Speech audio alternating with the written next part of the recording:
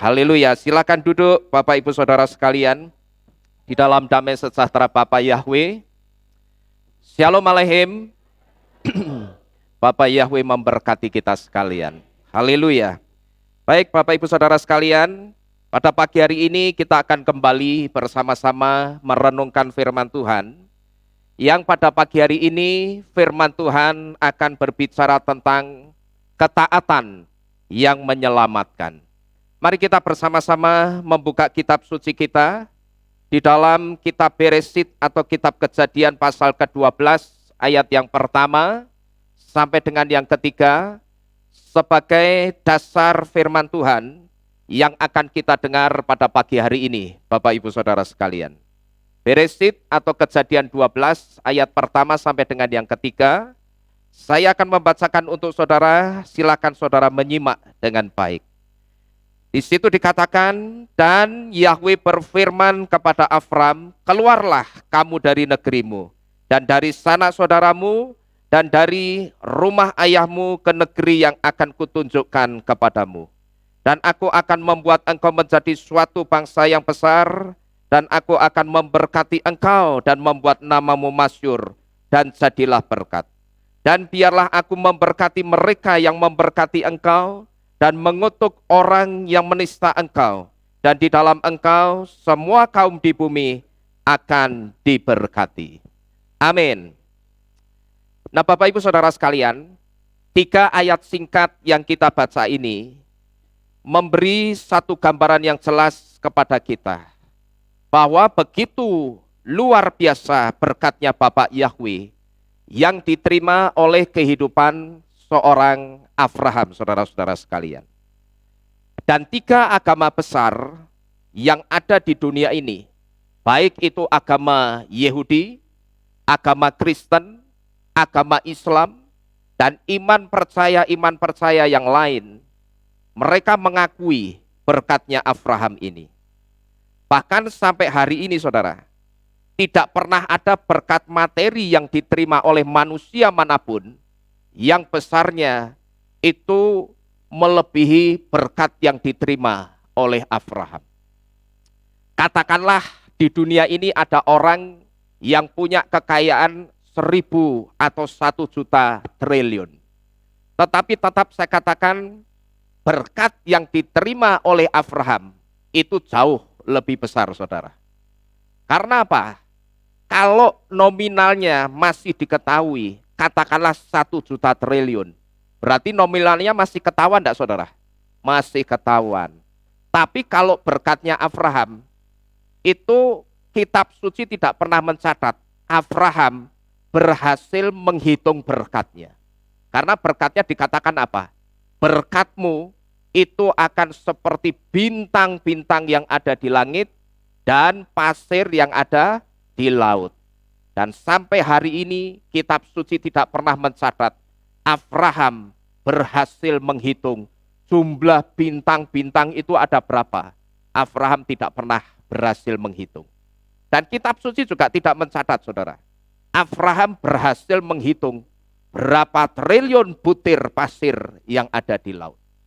Nah dari sini kita punya satu bukti bahwa berkatnya Abraham itu adalah berkat yang diterima oleh seorang manusia yang paling besar di muka bumi ini. Nah Bapak Ibu Saudara sekalian, ketika Abraham menerima semua berkat ini, Abraham menerima semua berkat besar ini karena Bapak Yahweh saat itu melihat siut atau ketaatan Abraham kepada setiap perintah Elohim. Semua yang diterima oleh Abraham ini saudara, ini datang hanya dari satu sikap. Apa itu saudara? Ketaatan, atau yang dalam bahasa Ibrani ditulis apa itu? Siut. Semua yang diterima oleh Abraham ini datang dari satu sikap yang dipandang baik oleh Bapak Yahweh, yaitu ketaatan. Kalau saudara memperhatikan kisah perjalanan kehidupan Abraham ketika Abraham itu keluar dari tanah kelahirannya. Waktu itu saudara, ketika Bapak Yahweh suruh Abraham itu keluar dari Ur Kasdim, Jangan saudara berpikir Abraham itu ngerti dia mau disuruh kemana. Abraham tidak pernah tahu dia mau disuruh kemana. Tetapi pada waktu itu, Abraham itu cuma nurut ketika Bapak Yahweh suruh dia keluar dari tanah kelahirannya atau dari Ur Kasdim. Abraham tidak pernah dicatat di dalam kitab suci, dia membantah Bapak Yahweh. Tidak ada, saudara. Bahkan Abraham itu juga tidak bertanya, sebetulnya Tuhan, kamu itu mau suruh aku pergi kemana? Abraham juga tidak dicatat bertanya kepada Bapak Yahweh seperti itu. Dan pada waktu itu, Abraham ketika disuruh keluar dari Ur Kasdim, itu tidak hanya seorang diri, tapi dia harus keluar juga bersama-sama dengan keluarganya. Dan ketaatan Abraham dengan setiap perintah Bapak Yahweh yang bisa saya katakan, saat itu perintahnya sebetulnya kalau kita jeli, perintahnya itu belum begitu jelas, saudara. Karena apa? Di situ Bapak Yahweh ketika suruh Abraham keluar, Bapak Yahweh cuma ngomong apa? Keluarlah dari negerimu ke negeri yang akan aku tunjukkan kepadamu. Tapi apakah Abraham ngerti nama negerinya apa? Tidak pernah tahu.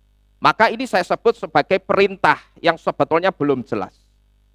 Tetapi ternyata ketaatan Abraham dengan satu perintah yang belum jelas ini, rupanya hal ini mendatangkan berkat yang begitu besar di dalam kehidupannya.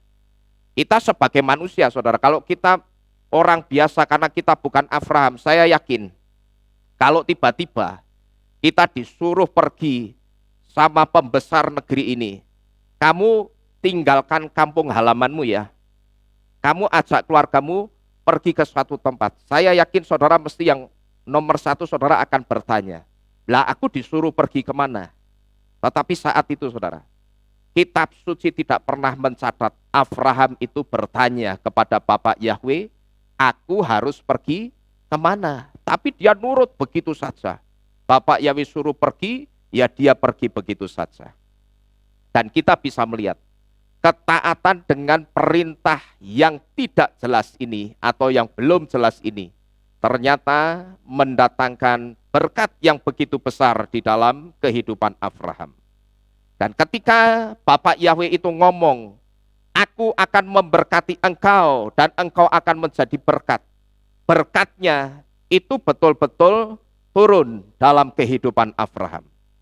Nah di sini saudara, kita bisa melihat bahwa siut atau ketaatan itu memiliki satu power atau satu kekuatan yang besar untuk menarik berkat Bapak Yahweh turun di dalam kehidupan kita. Amin. Ini kata kunci yang pertama yang saudara mesti ingat baik-baik. Bahwa siut atau ketaatan ternyata memiliki satu power atau kekuatan yang saya katakan kekuatannya itu tidak hanya besar, tapi sangat besar. Untuk apa? Untuk menarik berkatnya Bapak Yahweh turun dalam kehidupan kita. Melalui Abraham kita belajar saudara, dia taat, dia tidak banyak tanya. Ketika disuruh Bapak Yahweh keluar dari tanah kelahiranmu, dia tidak banyak tanya. Tapi ketika dia taat, kita bisa melihat berkatnya Abraham itu begitu besar di dalam kehidupannya. Dan pada hari ini saudara, saya ingin mengajak untuk kita belajar siut atau ketaatan seperti apa yang dimaksud, yang bisa mendatangkan penyertaan dan berkat Bapak Yahweh di dalam kehidupan kita. Nanti melalui kata siut ini kita akan diberitahu bagaimana ketaatan yang benar. Dan yang pasti bagaimana ketaatan yang menyelamatkan itu. Yang pertama saudara, siut yang ditulis dengan huruf Ibrani Sadi, Yod, Waw, dan Tau ini, yang artinya ketaatan ini, pada huruf Sadi, yang memiliki arti something inescapable, atau sesuatu yang tidak bisa dihindari, pengertian huruf Sadi ini memberitahu kepada kita, bahwa ketaatan itu sesuatu yang tidak bisa ditawar, dan ketaatan itu harus ada di dalam seseorang ketika orang itu mau mendedikasikan hidupnya untuk Tuhan atau untuk Bapak Yahweh. Karena apa saudara? Karena ketaatan itu satu di antara syarat keselamatan. Saya kira kasus Adam dan Hawa itu sangat jelas memberitahu kita. Mereka berdua itu jatuhnya dari soal apa saudara? Tidak taat. Betul saudara? Mereka berdua itu jatuhnya dari soal ketidaktaatan. Bapak Yahweh sudah ngomong, semua buah yang ada di taman ini boleh kamu makan, terkecuali buah dari 2 pohon itu. Jangan sekali-kali kamu memakannya. Tapi ketika mereka nekat, akhirnya mereka jatuh di dalam dosa. Jadi dari kasus ini saudara, kita bisa tahu, tanpa ketaatan, itu sangat mustahil untuk orang itu bisa mengiring Bapak Yahweh, mengiring Tuhan, sampai garis akhir kehidupannya. Saya katakan, tidak akan pernah bisa, dan itu sangat mustahil. Saya banyak memperhatikan orang-orang saudara, yang sebetulnya orang itu sudah benar jalannya. Dia sudah menerima Bapak Yahweh, dia sudah dimeterai dengan baptisan pembaruan, tapi ternyata baru sampai tengah jalan, tiba-tiba dia belok ke iman yang lain. Ini saya banyak perhatikan. Orang-orang yang sudah dimeterai di dalam nama Yahweh, dalam nama Yesua dan dengan meterai Ruach HaKodes, sudah benar sebetulnya. Cuman entah kenapa tiba-tiba di tengah jalan imannya itu dibelokkan saudara. Tidak lagi di dalam Bapak Yahweh. Nah ini semua sebetulnya karena apa saudara? Ini semua sebetulnya hanya karena satu hal, kurang taat. Ini kalau saya renungkan juga persis dengan kasusnya orang-orang Yahudi ketika melihat kehidupan orang-orang Yunani, yang orang Yahudi pikir, kok orang Yunani itu hidupnya enak-enak ya, hidupnya tidak diatur Torah, mau makan apa saja bisa, mau makan sembarangan ya tidak masalah. Terus pas jamnya ibadah, mau ibadah atau tidak ibadah, dan mereka bebas saja itu. Seolah-olah kehidupan mereka itu bisa dijalani semau-maunya sendiri.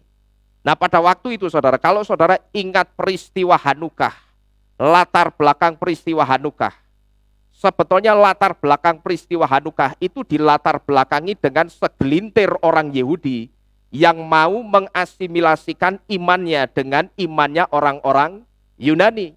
Ketika orang Yahudi itu melihat orang-orang Yunani ini hidupnya kok enak ya, hidupnya tidak pakai diatur Torah. Mereka mau ibadah mau tidak bebas. Mereka mau makan apa saja juga bebas. Dan aku perhatikan, sekalipun mereka makannya sembarangan, kenyataannya badannya ya sehat-sehat itu. Nah di situ mulai timbul saudara, keinginan. Orang-orang Yahudi ini, mereka kemudian mengasimilasikan imannya. Dan saudara ngerti, sejarah mencatat, karena ketidaktaatan orang-orang Yahudi pada saat itu, satu bangsa itu hancur kehidupannya. Yang hancur kehidupannya itu tidak hanya segelintir orang Yahudi, tapi satu bangsa loh saudara. Ya, mengerikan bukan? Akibat dari ketidaktaatan. Cuman karena apa? Melihat orang-orang Yunani kok hidupnya enak-enak ya. Mau ibadah, ndak ibadah, makan sembarangan kok ndak apa-apa ya, ndak ada apa-apa ya, ndak terjadi apa-apa sama mereka ya. Kok mereka hidupnya enak banget ya, ndak dikekang Torah. Di situ mereka kepingin hidupnya seperti orang-orang Yunani ini. Dan saudara ngerti, karena ulah segelintir orang Yunani, Yahudi ini, satu bangsa itu hancur kehidupannya. Berawal dari apa saudara? Kehancuran bangsa Yahudi dulu. Pada saat bait suci itu dinajiskan. Karena begitu orang-orang Yahudi, mereka melihat cara hidupnya orang Yunani enak, mereka mulai, yang biasanya makan itu tidak dekat-dekat orang goyim, mereka mulai makannya dekat-dekat orang goyim. Setelah makan dekat-dekat orang goyim, terus ngapain saudara? Mereka makan, yang dimakan orang goyim itu apa? Ikut makan. di sini orang Yunaninya mendeteksi kita dikasih celah pintu masuk untuk kurang ajar dengan bait suci. Maka pada saat itu saudara, karena orang Yunani ini merasa dia punya celah untuk masuk dan kurang ajar dengan bait suci. Saudara ngerti? Pada saat itu patungnya, dewanya orang Yunani itu dibawa masuk ke dalam bait suci, dijagroke di dalam bait suci, terus meja persembahan yang tadinya dipakai untuk menyembelih binatang anak domba untuk persembahan, sekarang yang ada di atas meja persembahan itu bukan anak domba, tapi apa saudara? Genjik anak babi. Genjiknya ditaruh di atas meja persembahan, disembelih, dibakar, lalu dipersembahkan kepada dewanya orang-orang Yunani. Dan itu dilakukan di dalam bait suci. Maka seketika itu juga bangsa Yahudi itu hancur kehidupannya. Ini hanya berawal dari apa saudara? Pikiran yang mau tidak taat. Mereka sudah hidupnya sudah benar. Diatur pakai Torah itu supaya tujuannya baik kehidupannya. Tetapi rupanya mereka tidak betah ketika hidupnya ada di bawah aturan Torah. Kalau saudara dan saya, kita percaya enggak? Torah itu mengatur hidup kita supaya baik. Amin. Torah itu tidak pernah menjerumuskan kita saudara.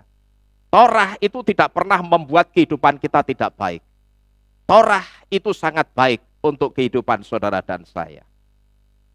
Maka ketika saya mengajarkan supaya orang itu taat Torah, tapi ketika saya beritahu taatlah Torah, tapi orang itu membantah, di situ saya tidak mau banyak debat saudara.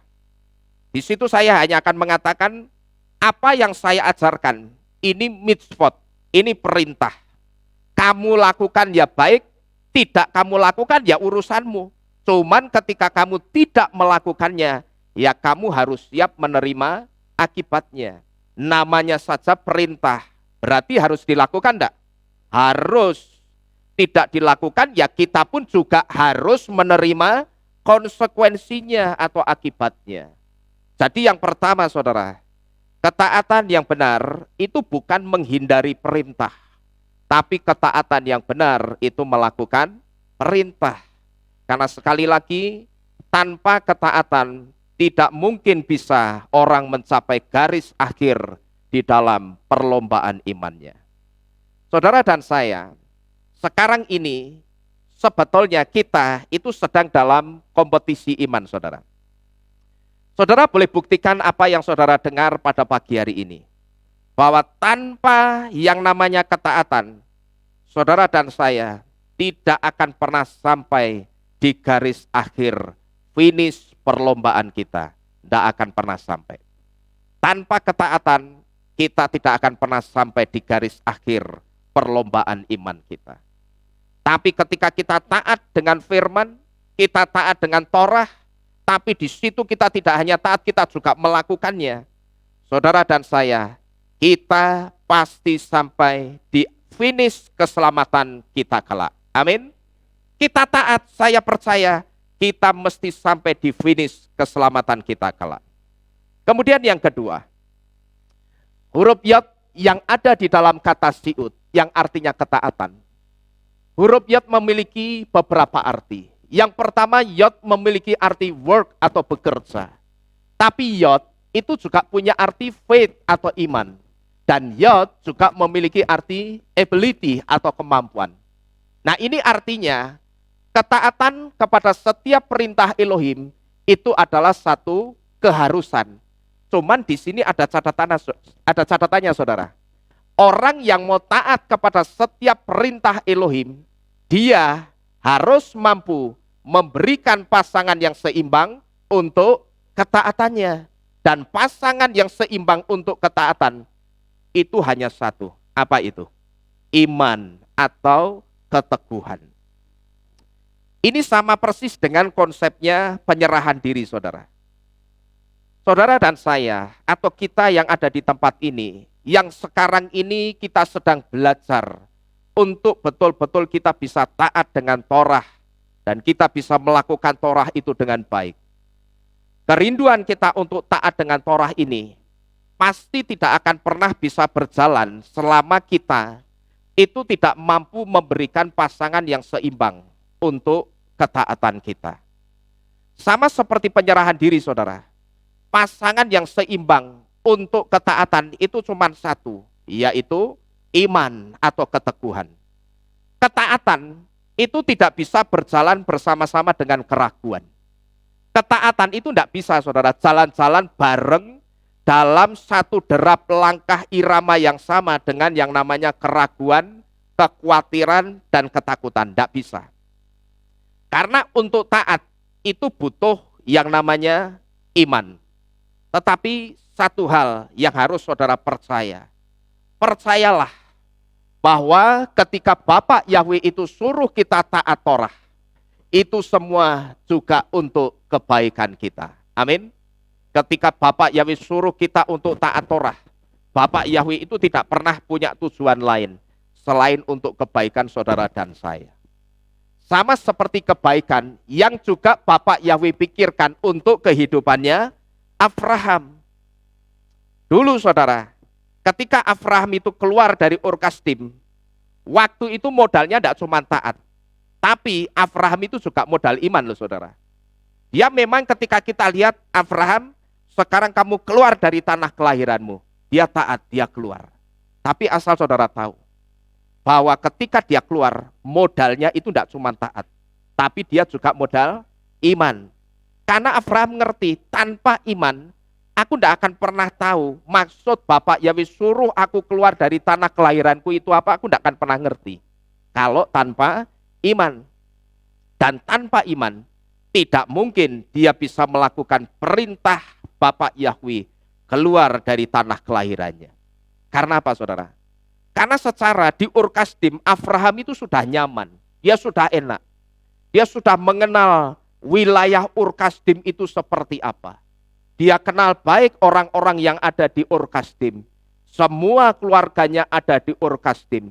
Ibarat kata, kalau Abraham itu sampai suatu saat dia tidak punya makanan, dia hanya tinggal nyebrang ke sebelah rumah.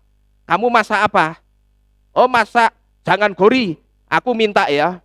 Tinggal begitu saudara. Karena apa?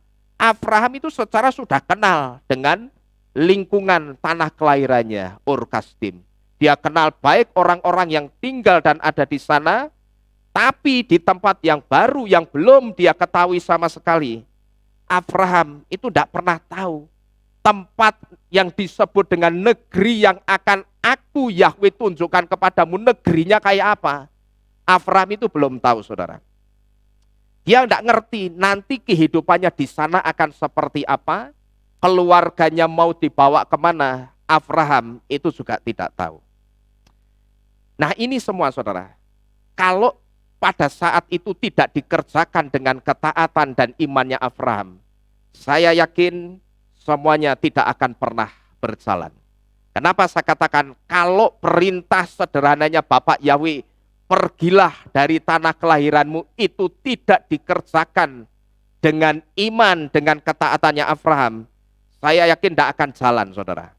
Karena kalau kita perhatikan, ketika Bapak Yahweh suruh Abraham itu pergi, pada waktu itu Bapak Yahweh cuma ngomong dengan satu perintah yang sederhana, yang dikatakan dengan kata lech lecha, yang artinya go forth for yourself, atau keluarlah, atau pergilah untuk dirimu. Ini bisa saudara lihat di dalam kitab Kejadian 12 ayat yang pertama. Tapi ternyata saudara, cukup dengan satu kalimat perintah yang sederhana ini, lech lecha, di situ ternyata Abraham paham maksud Bapak Yahweh suruh dia pergi dari Ur Kasdim. Yang pertama Abraham ngerti bahwa Elohim suruh aku pergi, itu adalah demi kebaikanku, demi kebaikannya Abraham. Di sini saya memberikan satu catatan, lech lecha itu adalah perintah untuk pergi yang memiliki makna pergilah untuk kebaikanmu. Kalau arti letterlexnya, lech lecha ini, arti letterlexnya ini, eksplisitnya ini, go forth for yourself, atau keluarlah atau pergilah untuk dirimu. Tapi makna yang lebih dalam, lech lecha artinya ini, pergilah untuk kebaikanmu. Perintah lech lecha ini saudara, kalau sampai tidak ditangkap dengan imannya Abraham, saya yakin Abraham tidak akan pernah tahu maksudnya Bapak Yahweh. Ngertinya disuruh pergi ya pergi. Paling banter pengertiannya Abraham akan ngomong apa? Yang nyuruh pergi kan Tuhan, Bapak Yahweh. Lah nek sing nyuruh pergi Bapak Yahweh atau Tuhan, ya jangan dilawan, jangan bantah. Kita ngikut saja pergi. Tetapi rupanya imannya Abraham pada saat itu, imannya ini menangkap dengan baik pesan yang sederhana. Hanya satu kata, lech lecha. Sekalipun hanya satu kata atau satu kalimat, lech lecha, Abraham menangkap pesan ini dengan baik. Oh, ternyata ketika Bapak Yahweh itu ngomong lech lecha, aku artinya disuruh pergi demi kebaikan kehidupanku. Nah, ini maksud Tuhan yang pertama ketika Abraham itu disuruh keluar dari tanah kelahirannya. Kemudian maksud Bapak Yahweh yang kedua untuk Abraham. Bapak Yahweh suruh Abraham keluar dari Ur Kasdim. Karena di Ur Kasdim, Abraham itu hidup berdampingan dengan orang-orang yang menyembah berhala. Di Ur Kasdim, itu bisa saya katakan wilayah penyembah berhala, saudara. Orang-orang yang ada di Ur Kasdim itu banyak sekali yang okultisme. Banyak yang sinkritisme. Pokok intinya di Ur Kasdim itu banyak penyembah-penyembah berhala. Jangankan lingkungan di luar keluarganya Abraham, lingkungan di dalam keluarganya Abraham, bahkan ayahnya sendiri yang bernama Terah itu juga menyembah berhala. Ini bisa saudara lihat di dalam kitab Yosua 24 ayat 2. Dan tidak kebetulan Ur Kasdim itu artinya the light of demons. Atau apa ini? Cahaya setan. Ur Kasdim itu artinya cahaya setan, saudara. Nah, maka inilah yang sebetulnya membuat Bapak Yahweh itu suruh Abraham cepat-cepat keluar dari Ur Kasdim. Karena dengan kata lain, Ur Kasdim ini sebetulnya tahtanya setan. Maka Abraham disuruh cepat-cepat keluar dari Ur Kasdim. Dengan kata lain juga, sebelum Abraham ini mengemban misi besarnya Bapak Yahweh, Abraham itu mau dikarantina dulu, saudara. Abraham itu mau disterilkan dulu imannya sama Bapak Yahweh. Maka dia disuruh keluar dari Ur Kasdim. Karena Bapak Yahweh punya tujuan. Abraham ini akan aku pakai untuk mengemban satu misiku yang besar. Karena ini bukan misi kaleng-kaleng, bukan misi biasa. Maka Abraham itu dikeluarkan dulu dari Ur Kasdim. Tujuannya diapain? Dikarantina. Imannya itu mau disterilkan dulu, saudara. Karena dia akan membawa satu misi yang besar. Jadi yang kedua, saudara, orang yang mau taat, dia mutlak harus bisa memberikan pasangan yang seimbang untuk ketaatannya. Dan pasangan yang seimbang untuk ketaatan itu hanya satu, yaitu iman atau keteguhan.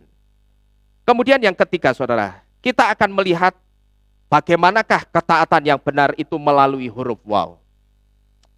Huruf waw yang ada di dalam kata siut memiliki arti suffer atau menderita.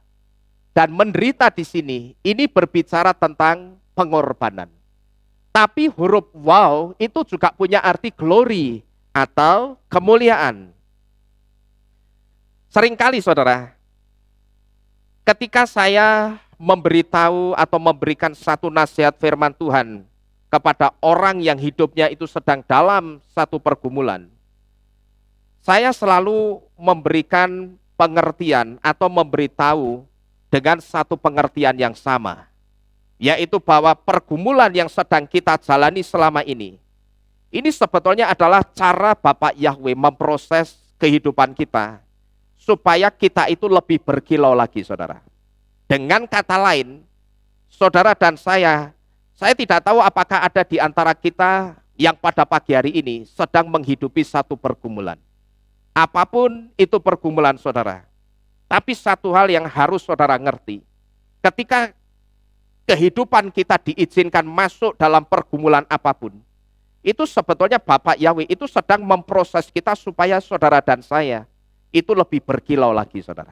Dengan kata lain, saudara dan saya itu sedang diproses sama Bapak Yahweh.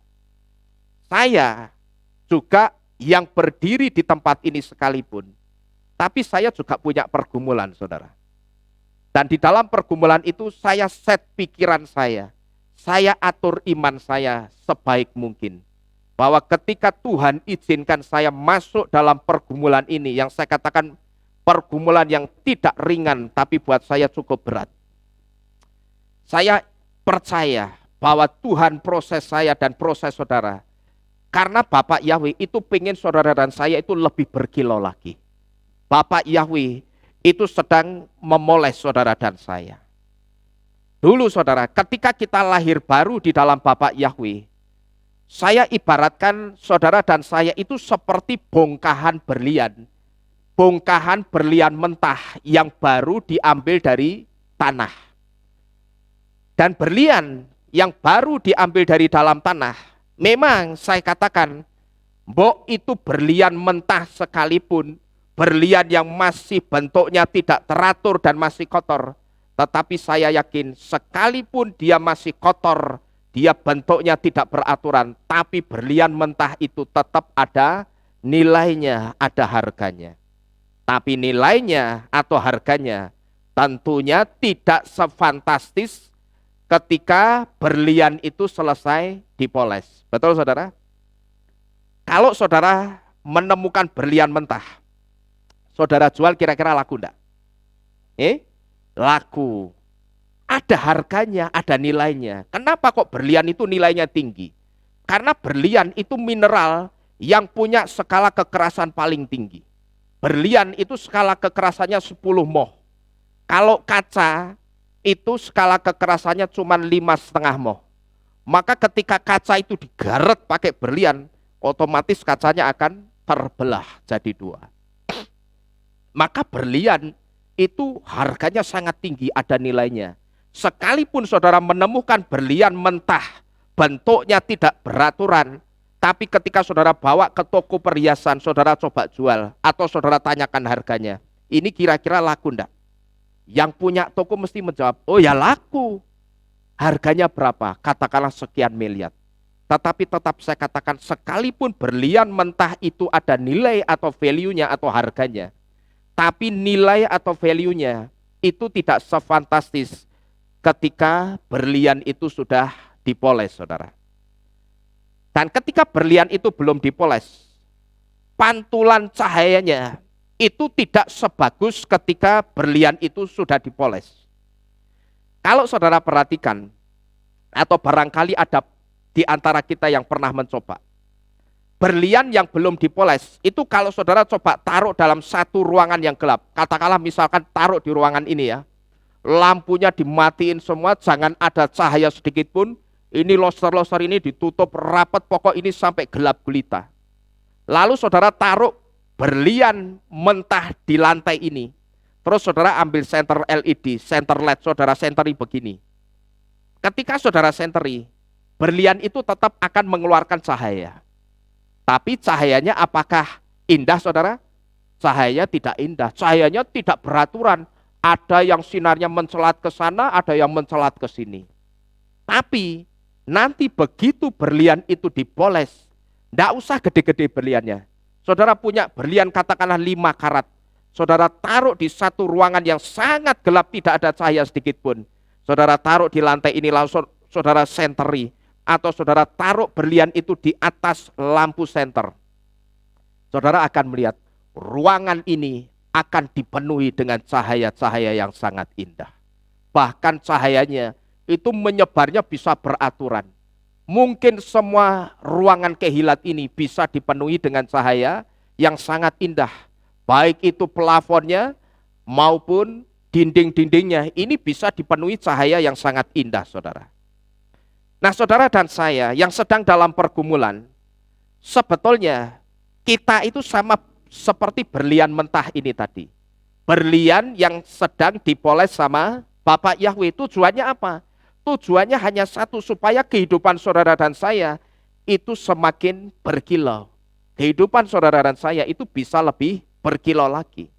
Memang saya katakan, pada saat kita dipoles, rasanya sakit. Bahkan tidak hanya sakit, tapi sangat sakit, saudara. Saudara ngerti? Berlian itu mesti dipotong dengan batu yang kerasnya minimal mendekati kekerasan berlian itu. Supaya apa? Supaya berliannya bisa dipotong.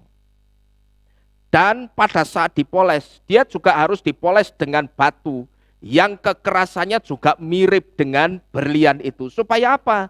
Batunya bisa moles berliannya sehingga jadi berlian yang indah.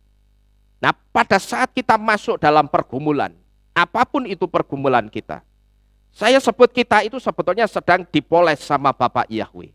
Memang ketika kita dipoles, rasanya pasti sangat sakit. Tapi ingatlah, tujuan Bapak Yahweh memoles saudara dan saya, itu tidak punya tujuan yang lain. Tapi Bapak Yahweh hanya punya satu tujuan, yaitu berlian yang adalah saudara dan saya, semakin tinggi nilainya dan semakin tinggi kadar kemuliaannya. Karena begitu dipoles, otomatis kotoran-kotoran yang nempel di berlian mentah hilang enggak, saudara? Mesti hilang. Begitu kotorannya hilang, otomatis yang naik apanya tadi? Kadar kemuliaannya.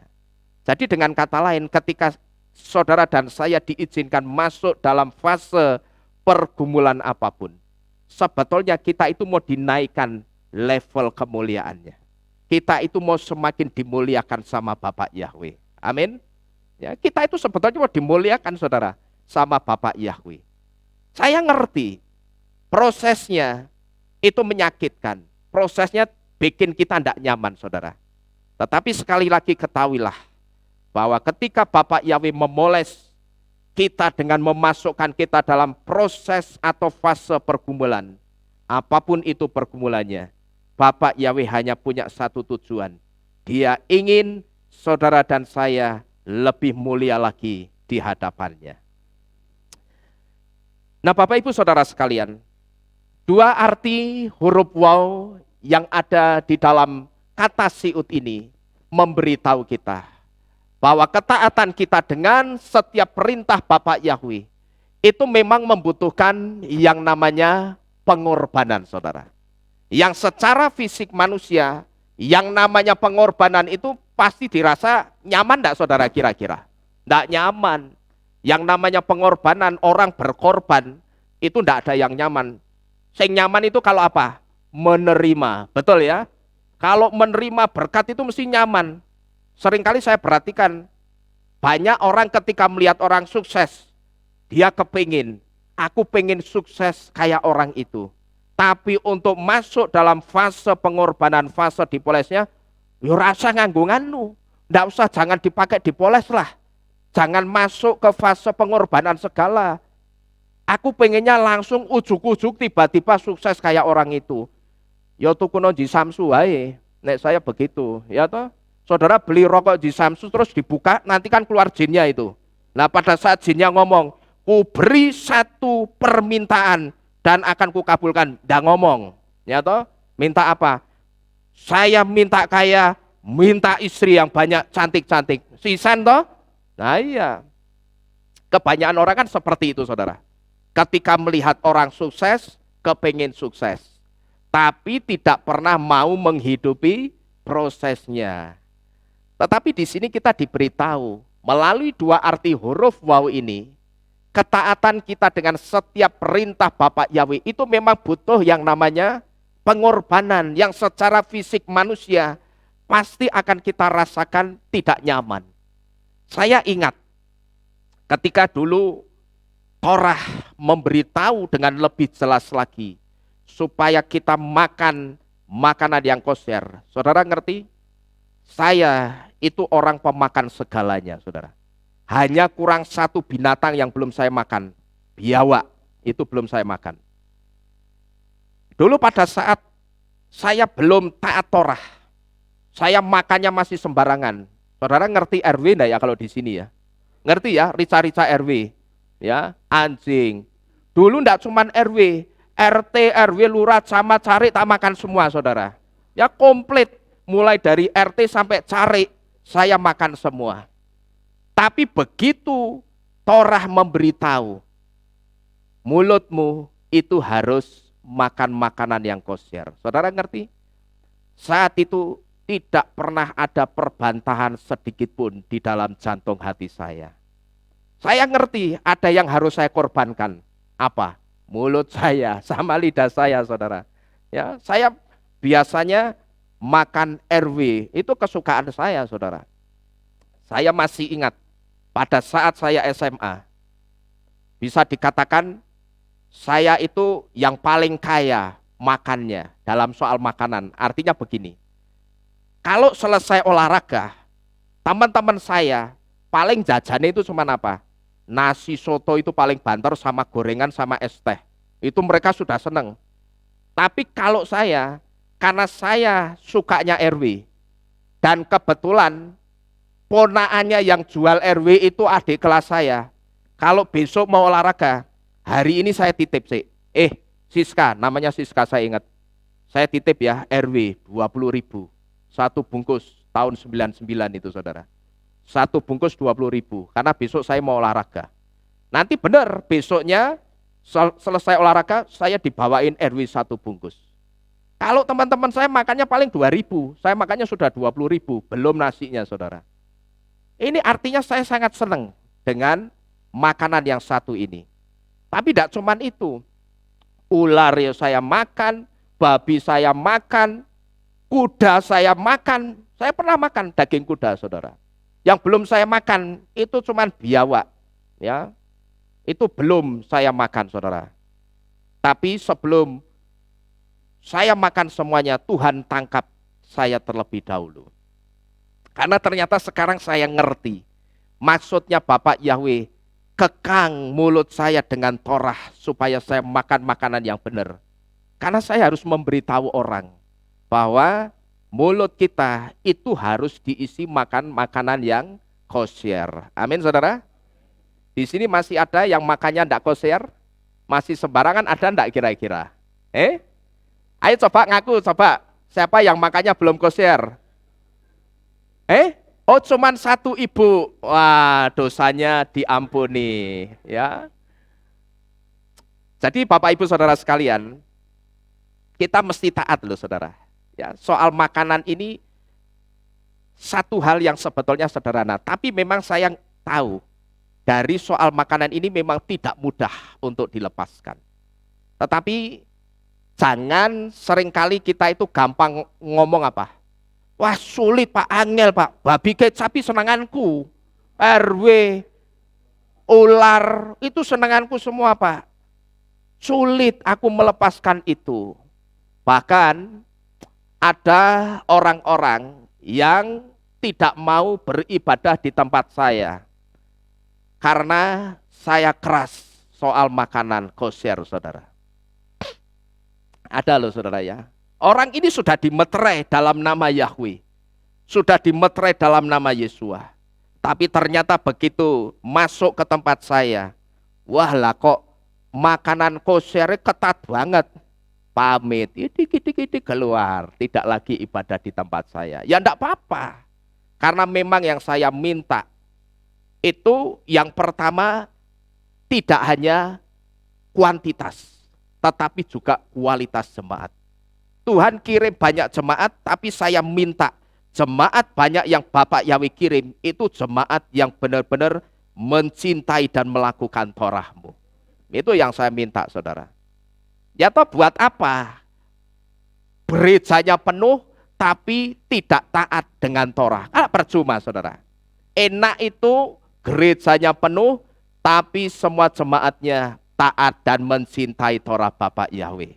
Sehingga ketika kita semua yang ada di tempat ini taat dengan Torah, kita mencintai Torah, kita jadi pelaku Torah yang baik. Saya percaya di dunia ini kita kumpul, di Syamayim nanti kita pasti kumpul. Amin. Haleluya. Jadi Bapak Ibu Saudara sekalian, mumpung sekarang Tuhan Yesus belum datang, taatlah ya, mumpung masih ada kesempatan, taatlah. Saya percaya ketaatan saudara, usaha itu tidak pernah mengkhianati hasilnya. Amin. Saudara, saya ngerti untuk melakukan Torah itu pasti tidak bisa berjalan dengan sangat mulus. Ketika kita mau melakukan, terkadang kita bisa, terkadang kita tidak bisa. Hari ini bisa, besok gagal. Yang saya sebut ketika kita melakukan Torah melalui makanan kosher, satu di antaranya, kita mungkin melakukannya dengan tertatih-tatih saudara. Hari ini bisa, besok tidak bisa. Hari ini berhasil, besok disetani sama temennya. Ya toh? Pas jam kantor istirahat, diajak temannya makan. Ayo makan yuk, kemana? Wis pokoknya melu enak. Nah ternyata diajak temannya kemana? Ke restoran Manado. Di situ sudah tersedia apa? Tinoransa, RW. Wah, di koncoku nyetani ya. Kira-kira bagaimana saudara ketika saudara dibawa ke situ? Ya wis lah, sekali-kali ora popo. Cari sopo, sekali-sekali enggak apa-apa. Kalau kita belum ngerti enggak apa-apa, masih ada pengampunan. Tapi kalau kita sudah ngerti, kita memutuskan mendedikasikan hidup kita untuk mengasihi dan melayani Bapak Yahweh, ya mulutnya jangan celutak saudara, ngerti ya? Ngerti celutak enggak? Ngerti ya? Geragas gitu loh, semuanya dimakan. Nek kita sudah mendedikasikan hidup kita untuk Bapak Yahweh, ya mulutnya direm gitu loh. Kan saya tadi sudah memberitahu, saya saja yang berdiri di tempat ini, saya yang adalah pemakan segalanya, itu bisa ngerem mulut kok saudara. Ya saya bisa, dan saya enggak pernah ada angen-angen kepingin kita enak ya iki ya. Udan-udan gini, RW mbek segone panas-panas enak iki. Sama kopi wah enak ini. Lah ya memang enak, ya jujur bener toh? Enak. Tapi saya enggak pernah kepingin terus nyolong-nyolong saya pergi. Nanti begitu sampai di tempat penjual RW-nya, tengok-tengok ono jemaat ra iki ya. Enggak, saya enggak pernah saudara. Enggak pernah. Karena saya menyadari saya mesti ngajar, itu saya mesti jadi pelaku dulu saudara. Ya. Jadi Bapak Ibu Saudara sekalian, ingatlah sekali lagi bahwa ketika Bapak Yahweh sedang membawa kita masuk dalam fase pergumulan, Tuhan itu hanya ingin membuat saudara dan saya itu semakin berkilau, menaikkan kadar kemuliaan saudara dan saya. Haleluya. Percayalah juga Bapak Ibu Saudara sekalian, bahwa pengorbanan untuk sebuah ketaatan suatu hari kelak akan mengantarkan kita sampai kepada kemuliaannya Bapak Yahweh. Yang saya sebut tadi dengan satu ungkapan apa? Usaha itu tidak pernah mengkhianati hasil. Saya yakin dan percaya usaha saudara untuk taat Torah apapun itu Torahnya, mau itu Torah ibadah Sabat, Torah makanan kosher, Torah maasyar atau persepuluhan, saya percaya ketaatan saudara untuk berusaha melakukan Torah itu tidak akan pernah mengkhianati hasilnya. Dan percayalah bahwa pengorbanan saudara untuk sebuah ketaatan suatu hari kelak pasti mengantarkan kita sampai kepada kemuliaan Elohim. Kapan itu pertanyaannya? Mengantarkan sampai kemuliaan Elohim yang mana? Mengantarkan ketika kita berjumpa dengan Yesua di awan-awan kemuliaannya. Amin. Dan ini artinya ketaatan. Bawa apa ini? Keselamatan. Gitu loh saudara. Jangan sampai nanti, saudara tahu ya, di kitab suci ada satu ayat yang dikatakan apa? Tubuhmu adalah baitnya ruah. Betul saudara ya? Ini banyak orang yang seringkali berbenturan dengan ayat ini saudara. Secara khusus orang-orang yang masih ngerokok. Orang-orang yang makannya belum kosher. Saudara mesti ngerti. Saya coba cek ayat ini dari bahasa Ibraninya. Karena saya terus terang sempat curiga dengan ayat ini. Kok di situ dikatakan tubuhmu baitnya roh? Tubuh itu kelihatan secara kasat mata. Saudara bisa melihat tubuh saya. Tapi apakah saudara bisa melihat roh saya? Tidak bisa. Saya sempat curiga dengan ayat ini. Ini jangan-jangan keliru terjemahannya. Karena seperti kita ketahui, kitab suci kita yang lama itu kan banyak sekali ya. Terjemahannya yang keliru. Nah, saya curiga juga dengan ayat ini. Jangan-jangan ayat ini juga keliru terjemahannya. Saya coba selidiki dari bahasa Ibraninya. Ternyata ayat ini terjemahannya tidak salah. Tapi ayat ini benar, saudara. Maka kalau ayat itu dikatakan tubuhmu adalah baitnya roh, baitnya ruah, saudara mesti jaga baik-baik tubuh saudara, tubuh fisik saudara itu. Satu di antaranya bagaimana? Ya jangan dimasuki makanan sembarangan, paham saudara? Ya jangan dimasuki makanan sembarangan. Semua makanan yang tidak kosher itu kita masukkan ke dalam tubuh kita, ya jangan. Karena sekali lagi di situ dikatakan tubuhmu itu baitnya roh. Dan kalau juga saudara bisa belajar melepaskan rokok, itu jauh lebih baik. Bahkan saya katakan sangat baik. Karena di situ ayatnya tidak pernah ditulis jiwamu baitnya roh, tapi tubuhmu baitnya roh. Memang saya katakan sekalipun merokok itu tidak baik, tapi tetap lebih baik mulut itu dipakai ngerokok ketimbang dipakai mitnah orang, saudara. Benar ya? Daripada dipakai untuk memfitnah orang masih benar dipakai ngerokok. Sekalipun setelah ini saudara mesti ngerti. Melalui ayat ini kita diberitahu bahwa tubuh kita yang baitnya roh itu harus benar-benar dijaga.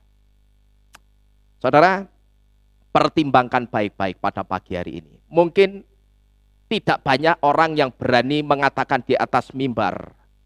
Saudara harus berani mengambil keputusan melepaskan rokok.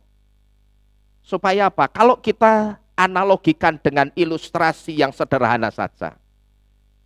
Kalau dikatakan tubuhmu baitnya roh, bait itu apa sih saudara? Rumah. Berarti kalau dikatakan rumahnya roh, berarti Roh Kudus ada di dalam kita, enggak? Sekarang coba saudara renungkan, pada saat Ruach HaKodes ada di dalam kehidupan kita, di tubuh kita ini ya. Terus saudara ngerokok, Roh Kudus diasapin enggak berarti? Diasapin, kira-kira dia betah enggak saudara? Enggak betah. Sama seperti halnya saudara main ke rumah saya. Terus begitu, mari silakan Pak Robi masuk, silakan duduk. Begitu Pak Robi duduk, terus saya bakar sampah di depannya Pak Robi di ruang tamu. Kira-kira Pak Robi betah enggak saudara? Enggak betah. Kira-kira seperti itu saudara. Roh Kudus itu tidak akan pernah betah di dalam kehidupan orang yang masih ngerokok loh saudara. Mungkin ada di antara kita yang mengatakan, wah Pak Nino ora ngerti sih nikmatnya orang merokok. Loh saya itu dulu perokok saudara. Kalau ada orang yang baru ngerokok, baru SMP ngerokok, terus sudah gaya, ya cuma tak kayak preti. Saya itu dulu ngerokok belum sekolah. Masih umur 4 tahun saya sudah ngerokok. Dan rokok saya itu tidak tanggung loh saudara, bukan filter loh. Nek filter itu ecek-ecek. Rokok saya kretek, gudang garam kretek. Ngerti ya saudara ya? Gudang garam yang dulu bungkusnya merah itu. Setiap kali papa saya mau kerja, saya itu selalu ditinggali 2 batang rokok gudang garam kretek. Karena apa? Cuman pengen kayak orang dewasa. Kan saya sering lihat film kan, film barat. Di situ di film barat itu orang-orang yang dewasa itu kok ngerokok ya. Kebal-kebal gini sama kayak nulis-nulis begitu. Nah saya itu cuman pengen jadi orang seperti orang dewasa. Sambil ngerokok, sambil nulis. Padahal ya belum bisa nulis saudara. Terus saya minta, papa saya setiap mau berangkat kerja, saya mesti ditinggali 2 batang rokok. Di situ ya tak sumetenan, tak rokok beneran saudara. Sambil saya nulis. Sing ditulis apa? Ya mengoret-oretan. Terus setelah ditulis, kertas itu saya masukkan ke amplop, saya titipkan papa saya yang berangkat kerja. Tolong diposkan dimasukkan ke apa namanya itu? Bis surat. Ya kan zaman dulu bis surat ya. Masukkan ke bis surat. Ya tulisannya enggak ada, mengeker-ekeran gitu. Perangkonya saja juga enggak ada saudara. Tapi karena saya pengen jadi seperti orang dewasa yang di film-film, Yang seringkali ada adegan orang dewasa itu sambil ngerokok, habis kebul begini terus tangannya pegang kepala sambil nulis. Saya tuh kepengen kayak begitu saudara. Cuman kayak gitu tak loh ya, nek dipikir. Terus saya minta rokok. Tapi karena dulu berangkat dari keluarga brengsek, ya keluarga saya itu kan dulu keluarga brengsek saudara. Ya ditinggali rokok 2 batang dan itu kretek. Sampai akhirnya saya kena penyakit bronkitis asmatis. Paru-parunya jebol, saluran pernapasannya menyempit saudara. Jadi kalau ada di antara saudara mengatakan, terutama yang masih ngerokok ngomong, oh Pak Nino rak ngerti, rasane ngerokok itu nikmatnya sampai kok ubun-ubun loh Pak. Wah utangi so rasane lunas so Pak, nek ngerokok. Loh nek saya jawab, nek ketemu saya langsung ngomongnya di depan saya tak jawab. Nek pengen lunasisan ngemuto knalpot, itu asapnya lebih banyak saudara. Lah ya toh bener toh? Kalau orang mengatakan saya ngerokok Pak, pikiran saya yang penat itu jadi lega, jadi plong. Saya punya utang, jadi rasanya ndak punya utang. Tapi nanti begitu rokoknya habis sak Pak, kelingan utangnya mana ora? Kelingan mana? Makanya tak kasih tahu ben ndak kelingan utang mana, ngemuto knalpot. Itu yang pertama, asapnya lebih banyak dan nikmatnya itu sampai ke alam baka.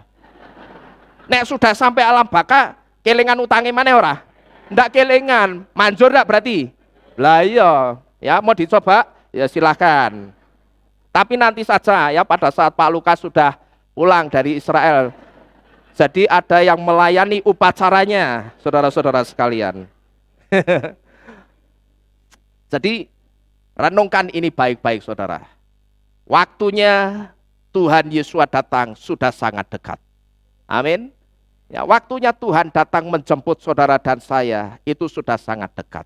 Tidak lama lagi, sudah ada di ambang pintu. Ibarat kaki kanan itu sudah masuk ke pintu, hanya kurang telapak kaki kiri masuk. Saat itu Yesus datang di awan-awan kemuliaannya untuk menjemput saudara dan saya. Cuman jangan sampai juga begini. Jangan sampai Roh Kudus itu jijik dengan kita saudara. Ya toh? Kan kita diberitahu apa tadi? Tubuhmu baitnya roh, tapi makannya sembarangan. Saudara ngerti? Makannya masih apa? Babi. Sedangkan babi itu banyak apanya? Cacing, larva cacing pitanya. Larva cacing pita itu susah mati dengan ketika babi itu dimasak dengan api kecil. Babi kan jarang ya, babi yang dimasak pakai api besar, digoreng itu kan jarang ya. Enak itu kan yang model ungkep, yang apinya setengah gitu loh. Nah kalau apinya yang dipakai untuk masak daging babi itu cuman kecil, maka larva cacing pitanya itu susah mati saudara. Kalau larva cacing pitanya tidak mati, lalu dagingnya saudara makan, masuk ke dalam tubuh saudara. Yang masuk itu sebetulnya tidak cuman dagingnya, tapi juga cacing pitanya. Maka pernah ada satu kejadian, ada orang yang setiap hari itu kedik, garuk terus gini. Kepala digaruk, semua digaruk, sampai kaki digaruk. Sampai karena dia sudah tidak betah, dia bawa ke dokter. Dokter, saya kok gatalan kedi ini apa ya? Nah, sama dokternya dikasih obat gatal. Tapi ternyata dikasih obat gatal tidak mempan, saudara. Sampai dikasih obat-obat paten lainnya tidak mempan. Sampai akhirnya orang ini di MRI. Setelah di MRI, di situ ketahuan. Di ronsen atau di MRI ya, saya lupa. Pokok dicek bagian dalamnya, di situ ketahuan. Larva cacing pitanya itu tengkluget di dalam tubuhnya. Ya, bergerilya di dalam tubuhnya. Gerak begitu, maka dia rasanya gatal terus. Sekarang coba saudara renungkan. Kalau kita sudah diberitahu bahwa tubuh kita itu rumahnya Ruach HaKodes. Saudara makannya masih yang begituan. Nah nanti kan Roh Kudus begitu melebu, gilani awakmu. Ya isine cacing tok. Ya toh gila ndak kira-kira Roh Kudus? Ya gila ndak mau saudara masuk dalam kehidupan kita. Jadi sekali lagi renungkan baik-baik. Ya, saya berharap kalau di sini masih ada yang rokok, tidak marah sama saya. Marah sama rokoknya, saudara ya. Jangan marah sama saya, rokoknya dimarahin tugel-tugel. Mulai hari ini, aku nyatakan putus hubungan dengan rokok. Amin. Haleluya. Sing ndak tepuk tangan ini sing rokok ki biasane iki. Haleluya. Tapi saya percaya jemaat Tuhan di tempat ini orang-orangnya taat dengan firman Tuhan. Haleluya. Jadi inilah saudara yang dimaksud dengan ketaatan yang menyelamatkan itu. Kemudian Bapak Ibu Saudara sekalian, yang berikutnya adalah huruf tau. Pada bisa ini. Huruf tau yang ada di dalam kata siut yang artinya ketaatan memiliki arti mark atau tanda.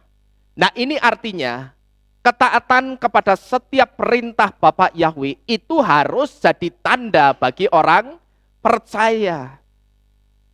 Tau itu punya arti mark atau tanda. Ini artinya ketaatan kepada Torah itu harus jadi tanda bagi orang percaya. Sekarang saya mau tanya saudara. Kalau sekarang kita sudah ngerti melalui huruf tau, ternyata ketaatan itu tandanya orang percaya. Berarti orang yang tidak taat dengan Torah, bisa enggak orang ini disebut sebagai orang percaya berarti? Enggak bisa. Kita sudah dikasih tahu loh ini loh. Ya di huruf yang terakhir, huruf yang keempat, yaitu huruf tau. Tau itu artinya tanda, ini artinya ketaatan itu tanda orang percaya. Nah, kalau orang itu tidak mau taat dengan Torah, bisakah pertanyaannya dia disebut sebagai orang percaya lagi? Tidak bisa. Kalau kita perhatikan baik-baik saudara, dari sejak awal sampai akhir ini, sampai detik ini saya menerangkan, kalau kita perhatikan baik-baik, arti-arti dari setiap huruf-huruf Ibrani yang menyusun kata siut yang artinya ketaatan. Arti-arti huruf Ibrani ini kalau saudara perhatikan dari huruf pertama, sade, yod, waw, dan taw, 4 huruf Ibrani ini. Arti dari keempat huruf Ibrani ini mengarah kepada satu arti yang sama, yaitu keselamatan. Betul saudara? Kalau saudara perhatikan baik-baik dari depan tadi saya menerangkan arti huruf sade apa, yod apa, waw apa, dan yang terakhir tahu itu artinya apa. Kalau saudara perhatikan arti dari 4 huruf Ibrani ini mengarah kepada satu arti yang sama, yaitu keselamatan. Nah, kalau artinya itu mengarah kepada keselamatan, berarti ini jelas memberitahu kita.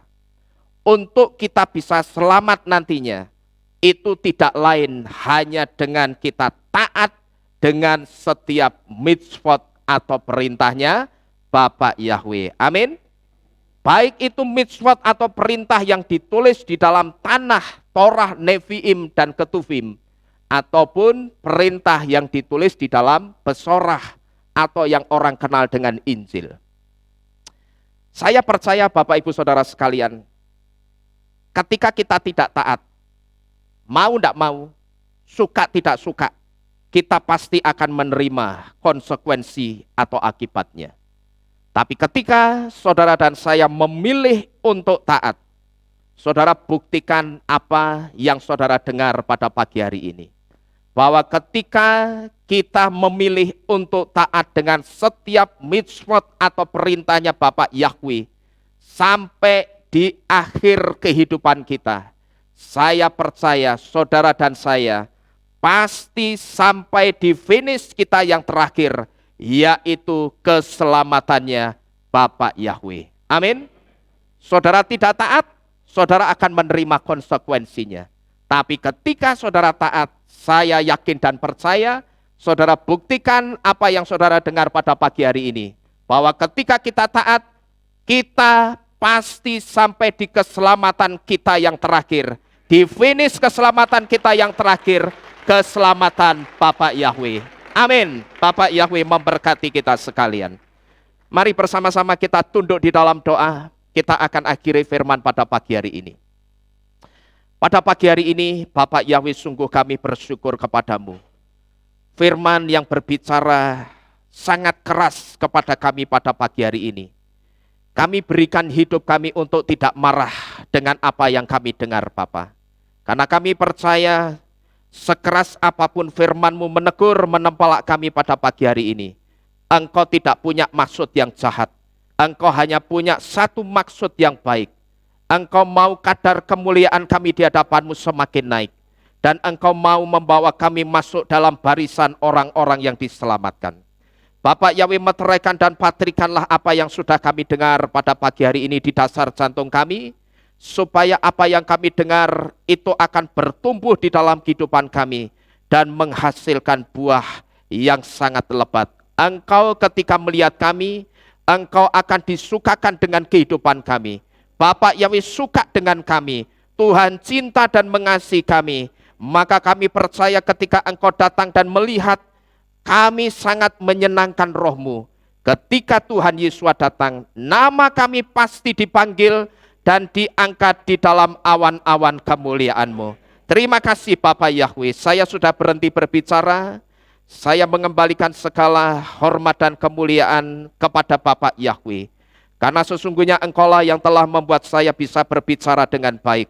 Tenggelamkan saya di dalam kemuliaan-Mu, sehingga ketika orang melihat saya, yang kelihatan adalah kemuliaan Bapa Yahweh. Di dalam nama Adonai Yesus HaMashiach, Elohim, Tuhan dan Juru Selamat kami, yang hidup, ajaib dan sangat baik bagi kami mengucap syukur dan berdoa. Setiap kita yang percaya, bersama-sama kita berkata, amin, haleluya. Bapa Yahweh memberkati kita sekalian.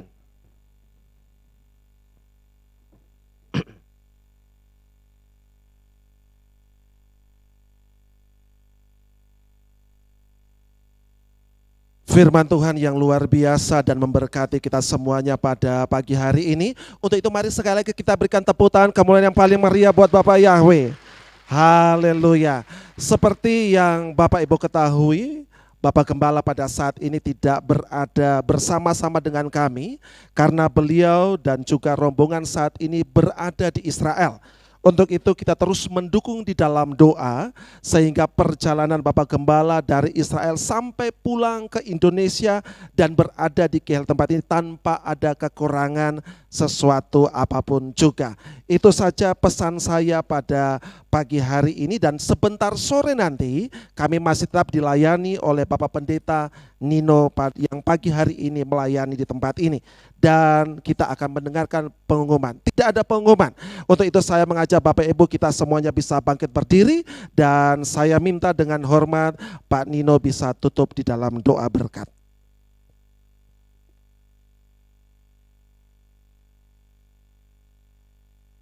Ibu saudara sekalian, kita akan bersama-sama menyerahkan perjalanan kita pulang dalam tangan perlindungan Bapak Yahweh. Bapak Yahweh, kami mengucapkan syukur dan berterima kasih kepadamu. Karena kerinduan kami pada pagi hari ini, kami dilawat oleh lawatan kasih dan kuasa-Mu di tempat ini. Sudah didengar baik dan diberkati Bapak Yahweh. Kami percaya lawatan kasih dan kuasa-Mu pasti mengubahkan hidup kami. Dan kami percaya ketika kami pulang nanti, kami tidak pernah sama seperti ketika kami datang. Kami pasti pulang dengan iman yang jauh lebih excellent lagi dibanding ketika kami datang tadi. Bapa, kami serahkan perjalanan kami pulang hanya dalam tangan perlindungan dan tangan berkat Bapak Yahweh saja. Bapak, jagai dan lindungilah kami, jagai dan lindungilah juga jalan-jalan yang kami lalui dan orang serta kendaraan lain yang kami jumpai di jalan. Pertemukanlah kami hanya dalam keadaan yang selamat. Tibakan kami di rumah masing-masing dengan selamat, tidak kurang satu apapun. Dan biarlah Shekinah glory yang kami terima dari tempat ini akan ikut kami pulang, tinggal di rumah kami, dan rumah kami akan menjadi rumah Shekinah glory, rumah yang didiami oleh hadirat Bapak Yahweh. Di situ ada sukacita, ada damai sejahtera, ada kuasa-Mu yang menaungi, dan ada berkat-berkat-Mu yang besar di dalam rumah kami. Terima kasih Bapak Yahweh. Ini doa, ucapan syukur dan iman percaya kami serahkan kepadamu Tuhan. Dan sekarang berkatilah setiap kami yang ada di tempat ini dengan satu berkat-Mu yang kekal. Bersama-sama kita tengadakan tangan kita, kita akan menerima berkat Bapa Yahweh. Haleluya. Yevareha Yahweh weyesmereha. Amin. Yaer Yahweh panau eleha wihuneha. Amin. Yisa Yahweh panau eleha weyasem leha shalom. Amin. Baruch atabair o baruch atabasadeh. Diberkatilah engkau di kota dan di ladang. Amin. Dimanapun engkau menancapkan bajak pekerjaanmu, di situ ada Bapa Yahweh yang akan menolong dan memberkati pekerjaanmu. Amin. Baruch peripitneha, ufri atmateha, ufri wahemteha, sekar alapeha, wa estrotsoneha. Diberkatilah buah kandunganmu, hasil bumimu dan hasil ternakmu. Diberkatilah anak-anak lembumu dan diberkatilah juga anak-anak dombamu. Amin. Baruch tanahha umisarteha, diberkatilah bakulmu dan diberkatilah semua tempat adonanmu. Amin. Apapun yang engkau olah, engkau masak, semuanya akan diberkati oleh Bapa Yahweh. Amin. Baruch atababoiha, o baruch atabeseteha. Diberkatilah engkau pada waktu masuk ke dalam rumahmu dan diberkatilah engkau juga pada waktu keluar dari rumahmu. Amin. Perlindungan Bapa Yahweh Nisi sempurna baik benar adanya di dalam kehidupanmu. Amin. One tanaka Yahweh leros welolos yanap wahayiat ra lemalah welotihya lemata. Ketahuilah bahwa Bapa Yahweh pasti membuat kita menjadi kepala dan bukan ekor. Kita pasti naik dan tidak akan turun lagi. Amin. Karena tangan kanan Yahweh yang perkasa itulah yang menopang kita. Amin. Baruch ata Yahweh Elohino meleha olam pesem Yesua Hamasiah Warwakodes kile olam waed. Diberkatilah engkau ya Bapa Yahweh Elohim Raja semesta alam kami, di dalam nama Adonai Yesua Hamasiah Warwakodes, bahwasanya kasih setia Bapa Yahweh kekal sampai selama-lamanya di dalam kehidupan kami. Itu benar adanya, nyata dan senantiasa kami rasakan dan kami terima di sepanjang kehidupan kami. Setiap kita yang percaya, bersama-sama kita berkata amin. Amin. Kita berikan tepuk Haleluya. tangan yang terbaik bagi Bapa Yahweh. Bapa Yahweh memberkati kita sekalian. Amin. Yevareheka Weyismereha Yevareheka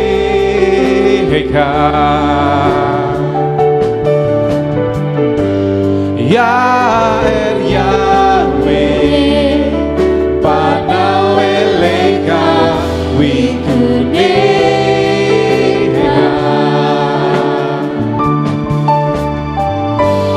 Yevareheka Weyismereka Yevareheka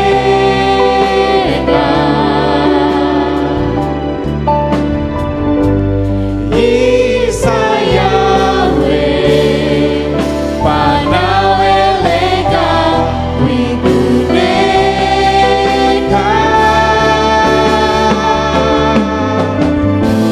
Weyashemleka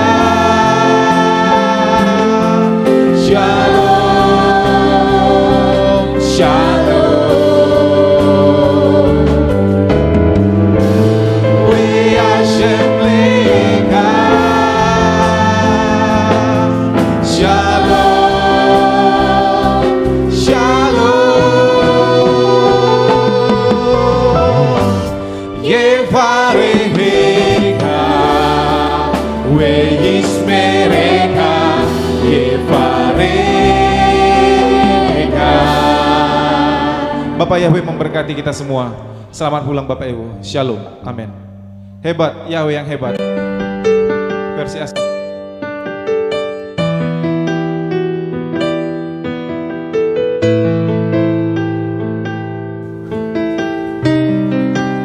Segala pujian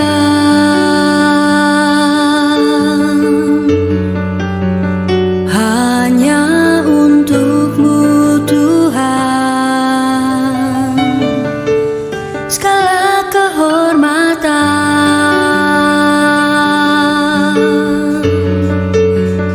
juga punya-Mu Tuhan. Dari puncak tertinggi sampai lembah terlandai, semua karya kasih cintamu, sujud menyembah Sang Maha Pencipta. Hatiku menari disertai derai air mata memanggil namamu, Yahweh Tuhan. Segala kemuliaan hanya bagimu.